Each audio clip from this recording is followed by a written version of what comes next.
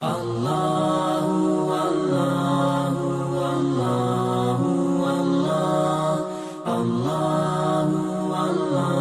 کی بابرکت شب برات کے نام سے معروف اور مشہور ہے۔ اس بابرکت شب کے دامن میں اتنی برکتیں اور اتنی رحمتیں ہیں کہ اللہ جل شانہ گناہ گاروں کو جہنم کی آگ سے آزاد فرما دیتا ہے۔ ام المومنین سیدہ طیبہ طاہرہ سیدہ عائشہ صدیقہ رضی اللہ تعالی عنہا فرماتی ہیں، ایک دن میں دیکھا کہ حضور میرے حجرہ میں نہیں ہیں، تو میں حضور کو تلاش کرنے نکلی۔ جنت البقیع میں آسمان کی طرف سر اٹھائے حضور اللہ سے التجائیں کر رہے تھے۔ مجھے دیکھا تو ارشاد فرمایا، عائشہ کیا تم نے یہ سمجھا کہ اللہ کا رسول تم سے زیادتی کرے گا؟ فرماتی ہیں میں نے عرض کی، یا رسول اللہ صلی اللہ علیہ وسلم، میں یہ سمجھا شاید آپ کسی زوجائے محترمہ کے حجرہ میں تشریف لے گئے ہیں۔ فرمایا آج لیلۃ النصف من شعبان، شعبان کی 15ویں رات ہے، درمیانی شب ہے۔ اس رات کو اللہ تعالی جل شانہ آسمان دنیا پہ نزول اجلال فرماتا ہے اور قبیلہ بنو کلب کی بکریوں کے بالوں سے زیادہ لوگوں کو جہنم کی آگ سے آزاد کر دیتا ہے۔ قبیلہ بنو کلب عرب کا بہت بڑا قبیلہ تھا جو بھیڑ بکریاں پالتے تھے اور لاکھوں کی تعداد میں ان کی بکریوں اور بھیڑوں کے ریوڑ تھے۔ تو اس قبیلے کی بکریوں کے بالوں سے بھی زیادہ گناہ گاروں کو جہنم کی آگ سے آزاد کر دیا جاتا ہے۔ تو یہ وہ بابرکت شب رحمت ہے، شب نور ہے، جس کے دامن میں اتنی برکتیں ہیں کہ کوئی محروم نہیں رہتا۔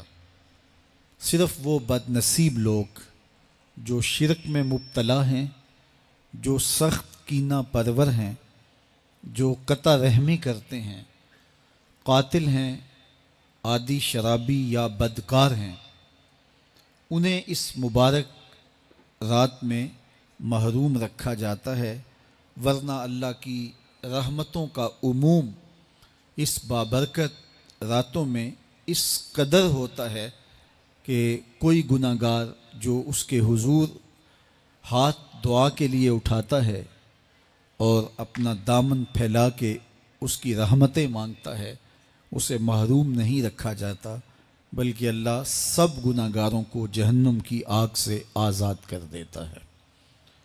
ایک روایت میں آتا ہے کہ اللہ لیلۃ النصف من شعبان، شعبان کی 15ویں رات کو آسمان دنیا پہ اپنی رحمتوں سے جلوہ گر ہوتا ہے اور فرماتا ہے کوئی رزق مانگنے والا، میں اس کی جھولیاں بھر دوں، ہے کوئی مغفرت طلب کرنے والا، میں اس کے گناہ معاف کر دوں، ہے کوئی مجھ سے عافیت مانگنے والا، میں اس کو عافیتوں سے نواز دوں، ہے کوئی فلاں چیز مانگنے والا، ہے کوئی فلاں چیز مانگنے والا، اس کی رحمتیں آواز دیتی ہیں، اور یہ آواز غروب آفتاب سے لے کر کے طلوع فجر تک مسلسل بندوں کو دی جاتی ہے، اور بندے اس کے حضور اگر دست طلب دراز کریں، اپنی جھولی پھیلائیں، تو اللہ تعالیٰ ان کو ان کے مانگنے سے بھی زیادہ عطا فرماتا ہے۔ اس امت کو اللہ تعالیٰ نے اس طرح کی راتیں دے کر کے مغفرت، بخشش، غفران اور رحمتوں کی فراوانی نصیب کی ہے۔ میرے حضور نے ارشاد فرمایا، ایک شخص صبح سے لے کے ظہر تک مزدوری کرتا ہے، اس کو ایک قیراط ملتا ہے۔ ایک ظہر سے لے کر عصر تک مزدوری کرتا ہے، اس کا وقت تھوڑا ہے لیکن اس کو بھی ایک قیراط ملتا ہے۔ اور تیسرا شخص عصر سے لے کر مغرب تک مزدوری کرتا ہے، اس کو 2 قیراط ملتے ہیں۔ جبکہ اس کا وقت دونوں سے کم ہے۔ فرمایا پہلی مثال یہود کی ہے، دوسری مثال نصارہ کی ہے، اور تیسری مثال میری امت کی ہے کہ اس کو تھوڑے عمل پر زیادہ ثواب دیا جاتا ہے۔ تو یہود اور نصارہ نے اس پہ برا منایا تو حضور علیہ السلام نے فرمایا کہ اللہ نے ان کے اجر میں تو کمی نہیں کی، لیکن مسلمانوں کو زیادہ اجر دے دیا، تو یہ اس کی کرم نوازی ہے۔ تو یہ تھوڑے وقت کی عبادتیں اور چند راتوں کی بیداری اور مخصوص اوقات میں اللہ کے حضور عبادت و ریاضت ایک گناہ گار کو کہاں سے کہاں تک پہنچا دیتی ہے، اس کے گناہوں کی معافی کا ذریعہ بھی بنتی ہے اور درجات کی بلندی کا سبب بھی۔ دیکھیے لیلۃ القدر ایک رات 1000 مہینے کی عبادتوں سے بہتر قرار پاتی ہے۔ اسی طرح دیگر مواقع ہیں کہ اللہ تعالیٰ اس امت کے لیے رکھے ہیں، رحمت رب بہانہ می طلب، اور یوں بھی پڑھا گیا رحمت رب بہانہ می طلب۔ اس کی رحمتیں قیمت نہیں مانگتی اور اس کی رحمتیں بہانہ تلاش کرتی ہیں، تو وہ اپنے بندوں کو بخشنے پہ آمادہ ہے اگر وہ اپنا دامن طلب پھیلائیں۔ قرآن مجید میں ایک مقام دیکھیے کتنا دل آویز ہے۔ فرمایا ما یفعل اللہ بعذابکم، اللہ تمہیں عذاب دے کے کیا کرے گا؟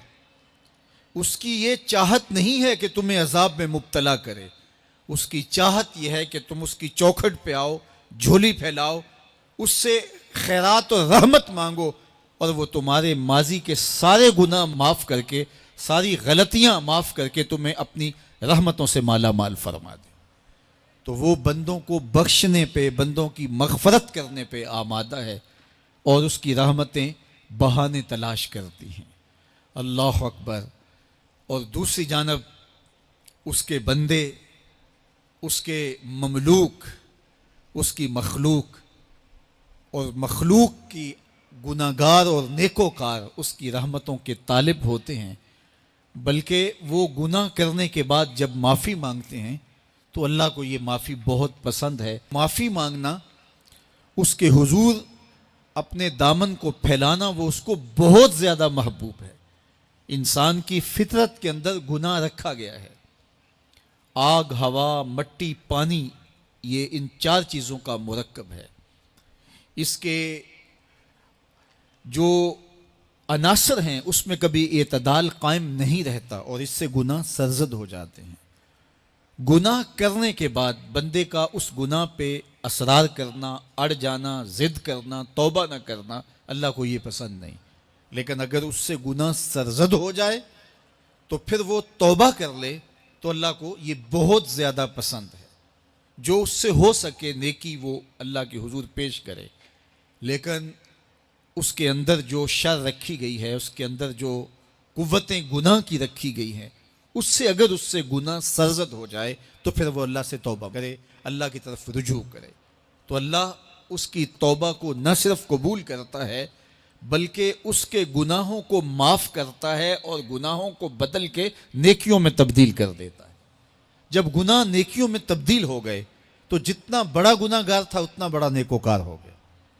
حضرت سیدنا عمر رضی اللہ تعالیٰ عنہ بازار میں جا رہے تھے تو ایک شرابی نے ہاتھ میں بوتل پکڑی تھی شراب کی، تو حضرت عمر ہاتھ میں درہ رکھتے تھے اور آپ کا جاہ و جلال دیدنیت ہوتا، تو جو ہی حضرت عمر رضی اللہ تعالیٰ عنہ کو اس نے دیکھا تو ڈر گیا اور دل ہی دل میں کہا اے اللہ آج عمر کے قہر سے بچا لے، میں تیری بارگاہ میں سچی توبہ کرتا ہوں، اور جلدی سے شراب کو بغل میں چھپا لیا۔ اتنے میں حضرت عمر سر پہ پہنچ گئے اور گرج کر کڑک کے کہا کہ یہ تیری بغل میں کیا ہے؟ چونکہ اس کو بوتل چھپاتے دیکھا تھا تو وہ ڈر گیا اور ڈرتے ڈرتے کہنے لگا حضرت یہ سرکہ ہے۔ اب تھی تو شراب، لیکن ڈرتے ہوئے بولا حضرت سرکہ ہے۔ تو حضرت عمر نے کہا نکال۔ جب نکالا تو شراب نہیں تھی، واقعی سرکہ بن چکا تھا۔ تو جب اللہ کے حضور کوئی توبہ کرتا ہے اللہ اس کے گناہوں کو بدل کے نیکیوں میں تبدیل کر دیتا ہے۔ حدیث پاک میں آتا ہے کہ قیامت کے دن اللہ ایک شخص کو کہے گا کہ اپنا نامہ اعمال پڑھ۔ تو وہ نامہ اعمال پڑھنے لگ جائے گا. تو نامہ اعمال کے اندر چھوٹے گناہ بھی ہوں گے، بڑے گناہ بھی ہوں گے. تو اللہ سے حیا کرتے ہوئے، شرم کرتے ہوئے وہ بڑے بڑے گناہوں کو چھوڑتا جائے گا اور چھوٹے چھوٹے گناہوں کو پڑھتا رہے گا. جب وہ سارے گناہ پڑھ چکے گا اور کتاب ختم ہوگی تو اللہ تعالیٰ اسے فرمائے گا، میرے بندے تو نے یہ جتنے گناہ پڑھے ہیں میں نے سب کو بدل کے نیکیوں میں تبدیل کر دیا. تو بندہ کہے گا، اللہ ابھی تو میرے بڑے بڑے گناہ رہتے ہیں جو میں نے پڑھے ہی نہیں. فَضَحِكَ النَّبِيُّ حَتَّى بَدَتْ أَنْيَابُهُ. حضور جب یہ بیان فرما رہے تھے تو حضور اتنا مسکرائے کہ صحابہ نے حضور کی داڑھیں دیکھ لی. تو پہلے وہ بڑے بڑے گناہ چھوڑے جا رہا تھا، لیکن جب اللہ فرمائے گا کہ میں تیرے گناہوں کو بدل کے نیکیوں میں تبدیل کر دیا تو وہ کہے گا ابھی تو بڑے بڑے گناہ رہتے جو میں نے ابھی پڑھے ہی نہیں. تو جب کوئی بندہ اس کے حضور توبہ کرتا ہے، اللہ یہ نہیں دیکھتا اس نے گناہ کتنے کیے ہیں، یہ دیکھتا ہے بندہ آیا میری چوکھٹ پہ ہے تو اللہ اس کے پچھلے سارے گناہ معاف فرما دیتا ہے.